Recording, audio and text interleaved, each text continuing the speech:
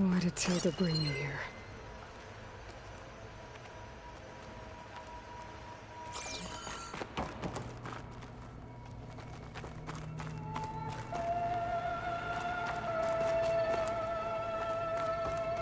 What was all this for? Some kind of survival bunker?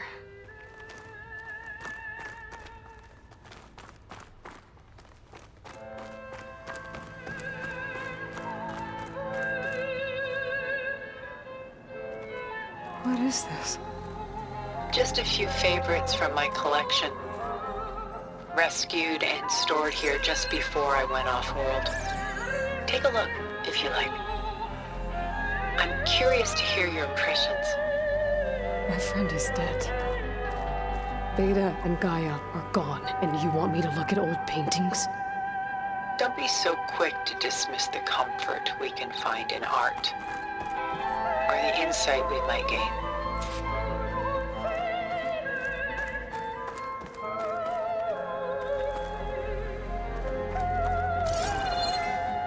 My favorite pairing on the left is Woman Reading a Letter by Vermeer, a true master. And on the right is a forgery, Woman Reading Music, which fooled experts into believing it was a priceless original. Early in my career, I became fascinated with such deceptions.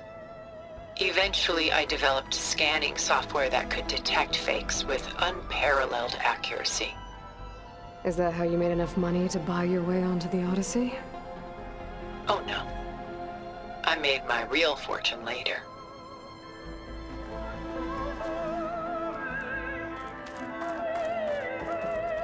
Selene and Endymion. She's the goddess of the moon, whereas he's a simple shepherd. Beside her is the god of love, Cupid. So she's sneaking up on him? More like visiting him in secret. The torch that Cupid bears represents Selene's undying infatuation with him. Though the two must remain apart, her love will forever burn.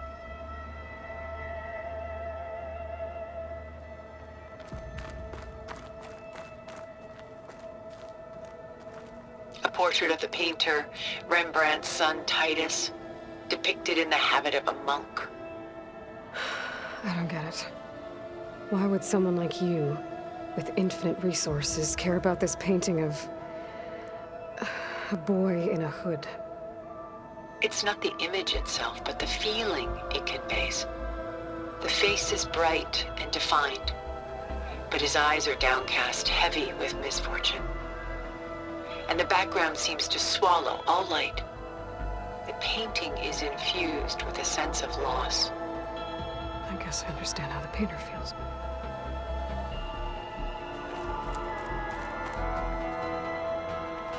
Rembrandt's The Night Watch, by far the most famous painting my homeland ever produced. It was commissioned to honor a militia made up of influential citizens. I guess you must have been an influential citizen? In my day. But not as influential as you've been in this new world.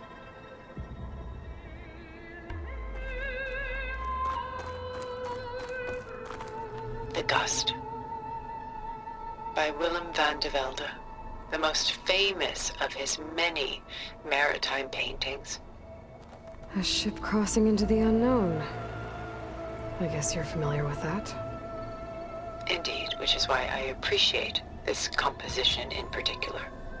Though waves and wind threaten to destroy the ship, it perseveres, clinging to the light even as darkness closes in all around it.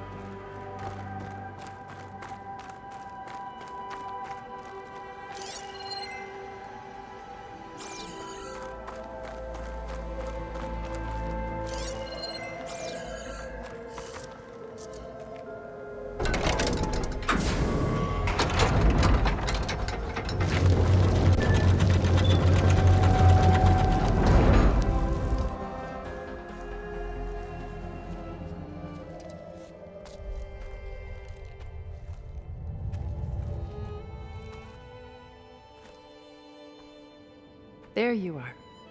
Feeling better? How did you find us? At the cauldron? And what did you do to everyone right before I passed out? All business, I see. Well, suffice it to say we were keeping a very close eye on Hephaestus, knowing we would need it at some point. Your ruse didn't fool us, and as for my little trick, it was an overload of the senses, accompanied by an energy discharge. Gerard and Eric were only momentarily disoriented due to their shields, but it rendered you unconscious while I got you out. Perhaps some breakfast might steady you a bit?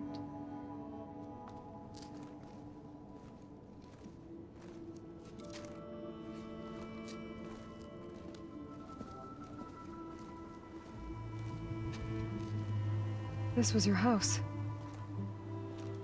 The one you recreated for Beta, in the data channel you shared. How perceptive of you. Please, this way.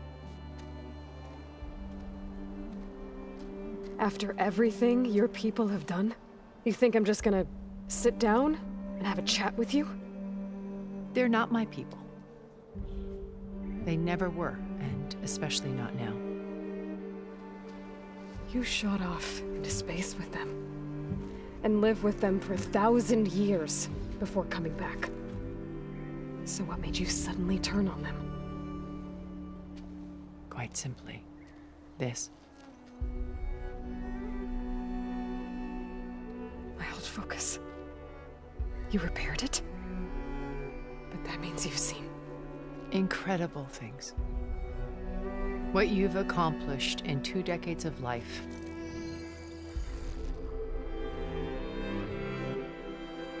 A 1,000 years at my back, and I haven't even come close.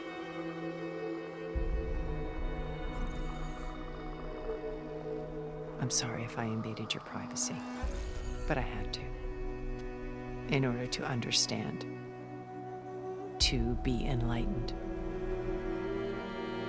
You truly are Elizabeth's blood. With her drive, her sense of mission, her integrity.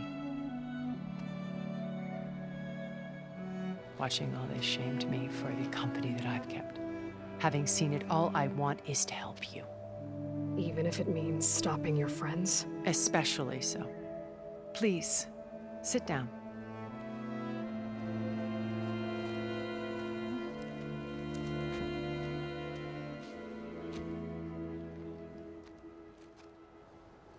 There. That's better. Now, we must recover Beta and Gaia at all costs. By now, you must know that Gerard intends to use Gaia to reboot the Earth's biosphere. Remaking this world to specifications that would only suit us immortals. This process will kill every living thing on the planet. He calls it a clean install. Not if I stop him first. Not if we do. And once he and the others are gone, we can work together to fulfill Elizabeth's dream. I'm sure Beta told you that there's a build of the Apollo database on board our ship. A complete collection of human knowledge. With that and Gaia, we could do everything Elizabeth wanted. Heal the biosphere, educate the people of this world, uplift them. Create the world she imagined. Let's not get ahead of ourselves.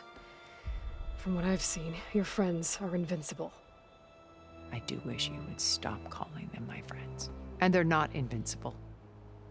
In fact, a friend of yours has found a way to defeat them. Silence. Oh, he's been a busy bee, building an army powerful enough to crash through Gerard's precious base. Regala and her rebels. Even now, she's preparing a final march on the Tenakth capital. When she wins, she'll have the entire tribe under her control. Hundreds of warriors and machines to throw at the base. She's been duped. They'll all perish, of course. But it should be enough to break Gerard's defenses and allow Silence to kill him. Along with all the others. Using the new weapon he's developed. Yes, he's found a way to circumvent our shields. Truly an exceptional man. He's planned for everything. Except you and me. You see, while his army is battering down Gerard's doors, you and I will sneak in through a back way. One that only I know about. While Silence and my friends are busy battling each other, we'll take back Beta and Gaia. I told you I want to help you. I mean it.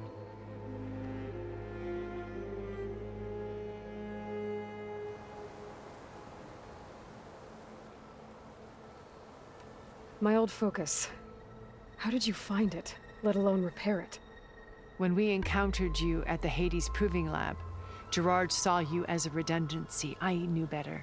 You were a revelation. After your dramatic escape, bravo, by the way. Gerard and Eric assumed you were dead and gave up the hunt. I wasn't so sure. When the others were busy, I returned to the lab and searched for any trace of you. That's when I found this little treasure. Not easy to repair, but certainly worth the effort. As I watched your life unfold, you were like a splash of color on a worn canvas. What Liz was, and more. Did you show it to the others? Of course not. It was your actions that inspired me to defy them. It's worth noting that if I hadn't found it and watched its contents, I wouldn't have known to save you at the cauldron. You'd be dead. So I should be grateful? If you like.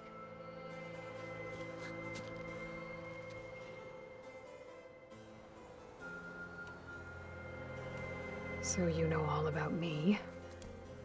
What about you? What would you like to know? Well, start with your life on Earth. When I was 8, terrorists flooded my home city.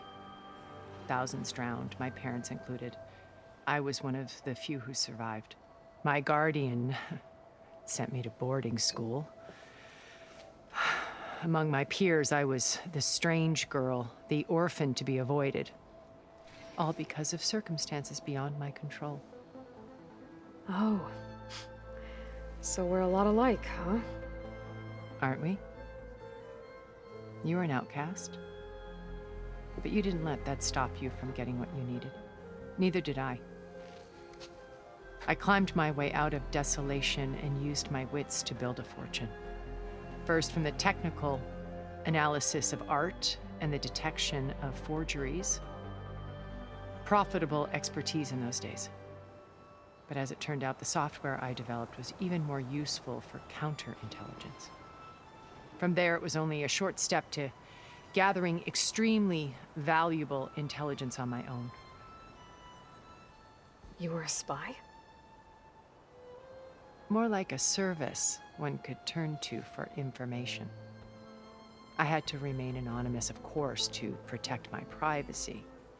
But despite that anonymity, Far Zenith inevitably sought me out. What happened when Far Zenith approached you? They painted an irresistible vision of humanity's future. One where we need not fear illness or death, where we explored the furthest reaches of the stars and thrived. It was only later that I realized that they only intended to bequeath this future to the rich and powerful. By the time I finally figured it out, the walls were closing in, Pharaoh's machines were devouring the earth. So I accepted Far Zenith's invitation to a berth on the Odyssey. I wanted Liz to come, but she had nobler plans, as you well know.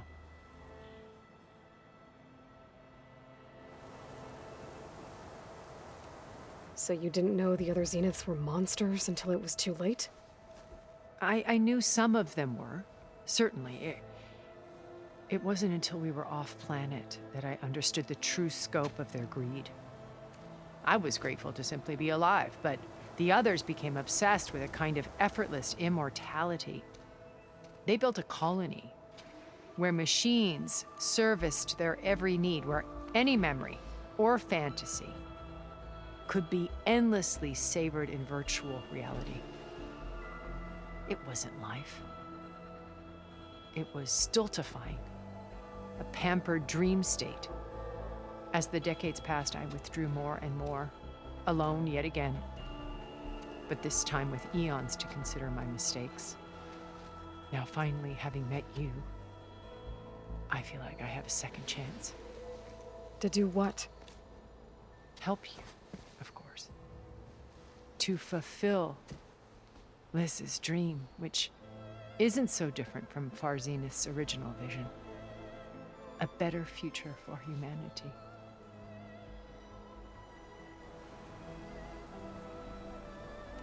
You said Beta is not in urgent danger, so what are the Zeniths doing to her? Putting her to work. Merging Hephaestus with Gaia.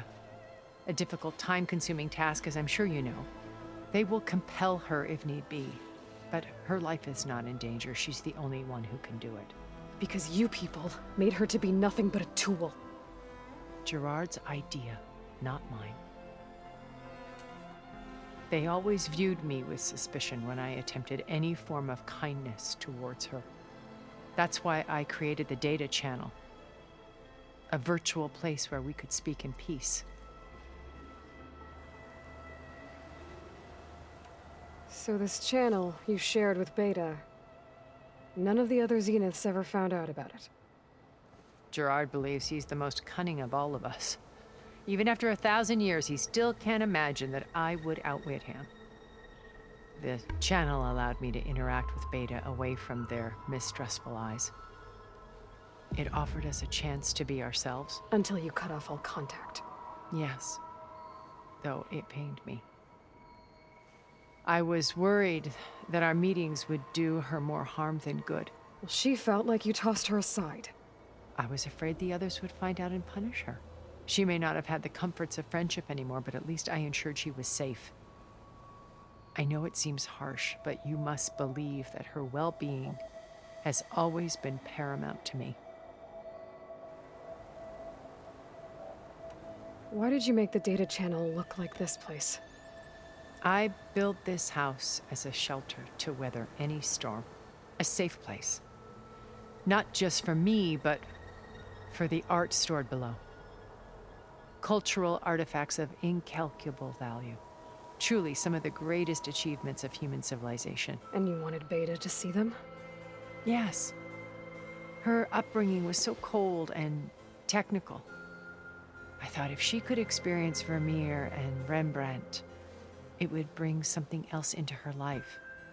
A heritage every bit as valuable as the scientific and technical data being drummed into her.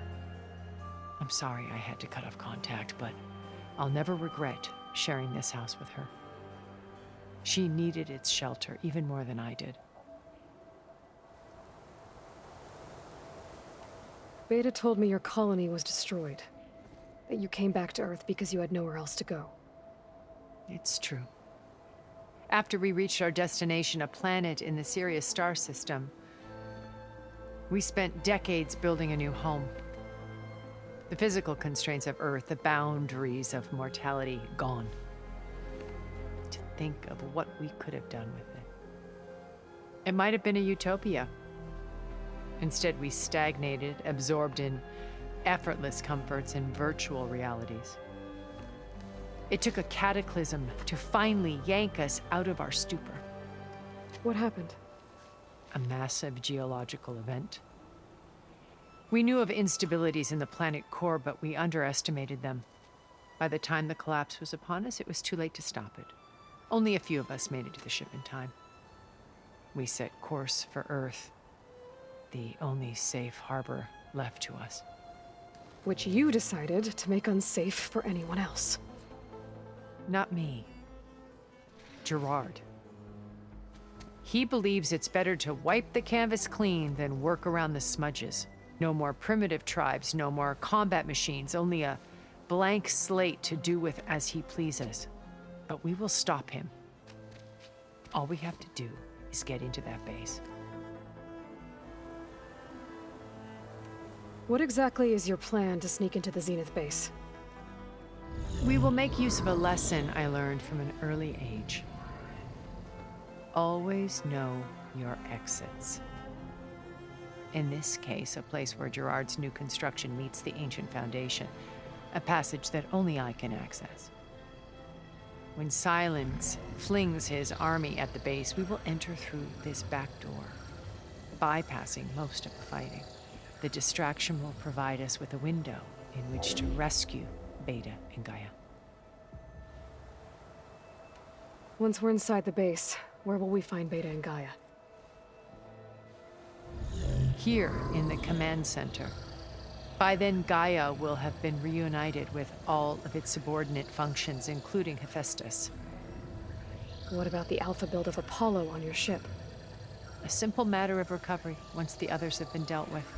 With that in hand, we'll have everything we need to make this world as it should be. How do you know about Silence's plan? He isn't the only one adept at spyware. You hacked his focus? No, he's too careful for that. But his subordinates? Not so much. He gave additional focuses to the tribals he branded the Sons of Prometheus. The ones working with Regala. By tapping their focuses, I learned about most of his dealings. The distribution of override technology, the arming of Tanakh rebels, and the secret pact with Regala to attack Gerard's base. But how did he come up with a weapon that can take down your shields? That's the one thing I haven't been able to figure out, but however he did it, I'm quite certain it will work. With it and the Tanakh army, victory seems to be within his grasp. Such a shame he'll be disappointed.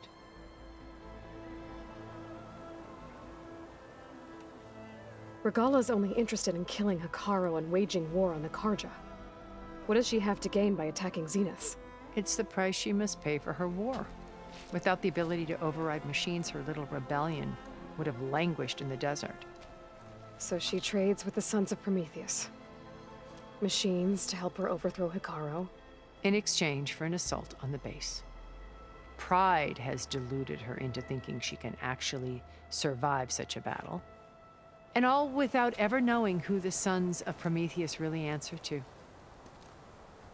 Yet for all of Silence's brilliance, still he underestimates you.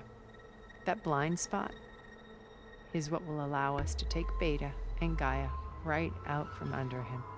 While hundreds of Tanakh are cut down outside. So you knew Elizabeth. What was she like? Liz was everything she was. I see in you. And more. Your ingenuity, your determination, your moral compass. You've managed to distill her greatest qualities and make them your own. I'm not asking about me. Tell me about Elizabeth. What was she really like? The honest answer is that I don't actually know. For all the time that I spent with her, she always kept a part of herself locked away. It was like that from the moment we met. So when you met Elizabeth, she was what? Distant? Aloof? Not aloof. Not exactly. It was a summit in Paris about machine learning, a touchy subject in those days, because regulatory authorities were just starting to clamp down on AIs. Liz gave the keynote address. She had already achieved great renown for her work in automated environmental reclamation. But in her address, she was just starting to imagine the next step. An AI-driven system that wouldn't just act on its programming, but actually take responsibility for its sphere of influence. To care about life. Not just follow orders. Revolutionary stuff. I was fascinated. And I wanted to meet her for a long time. I watched her after her talk. She had spoken with such moral authority, such empathy. But after that, she retreated. I could tell she felt uncomfortable with all of her admirers. It was as if giving the talk had cost her something. I didn't want to be a pest, so I planned my approach carefully. So how did you finally approach Elizabeth after her talk? I picked the right moment. The morning of the next day, right as she came back to the conference, she had just had her coffee. She was fresh, rested. It was like she had braced herself for the onslaught of colleagues. I asked if I could walk with her, then put forth a question about her talk that I thought was intelligent. Her answer made me realize it wasn't, but she was very welcoming, almost as if we were previously acquainted. It was only halfway through the conversation that I realized she knew exactly who I was. It was quite a shock to me. My business was trafficking in secrets, and I took great pains to protect my anonymity. So that was Liz, perpetually one step ahead. I came to view our meeting as a metaphor for our friendship. She always seemed to know me far better than I knew her. I guess I know the feeling.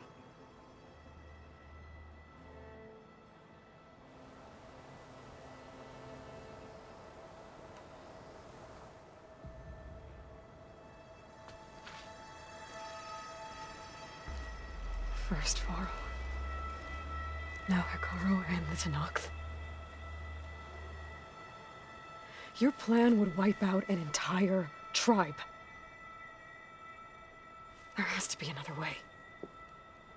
We are in an admittedly desperate situation, but I assure you there isn't. Remember Zero Dawn. Elizabeth's sacrifice. Sometimes many have to die for a new world to grow. If it looks impossible, look deeper. Wait. The data channel. It still exists, doesn't it? I need you to open it.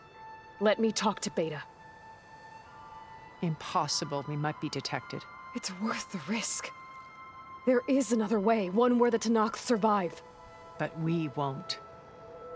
If the others... If you want to help, open it.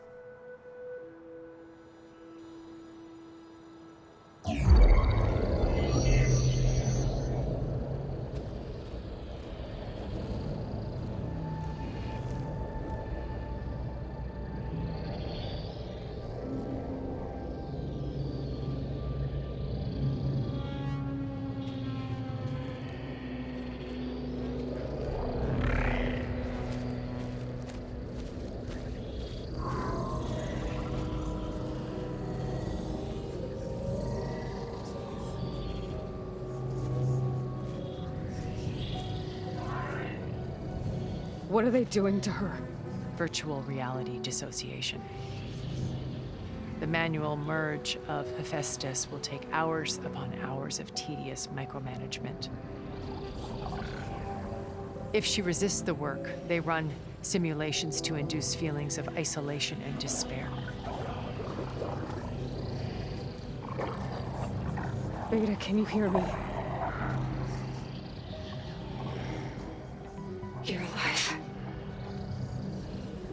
They're watching me. I can't hold up this extra protection for long. You should have killed me. No. No, look at me. I'm coming for you.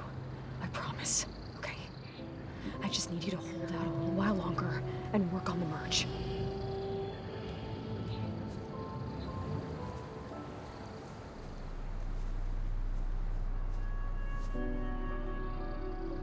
Then I think it can be done.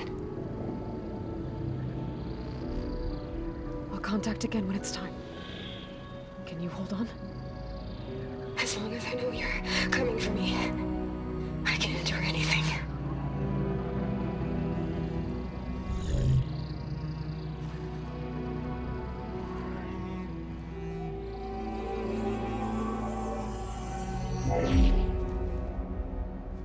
All right. I did as you asked. Now I think you need to tell me what you're planning. I'm going to take Silent's army away. I don't need it. Only the weapon he made to penetrate your shields.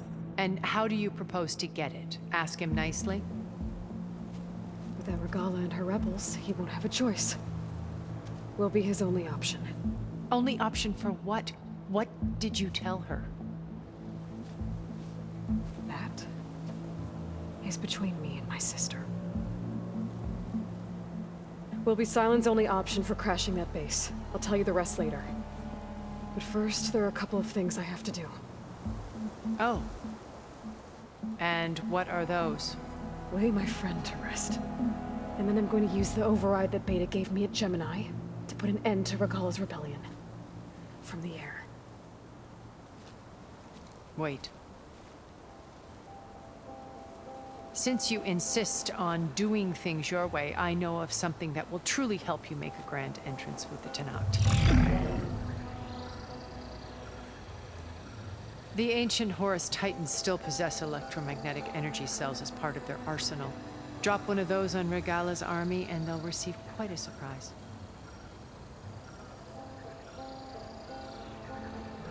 So go, do what you must. I'll come to your base if you manage to bring Sylens to the table. Not if. When.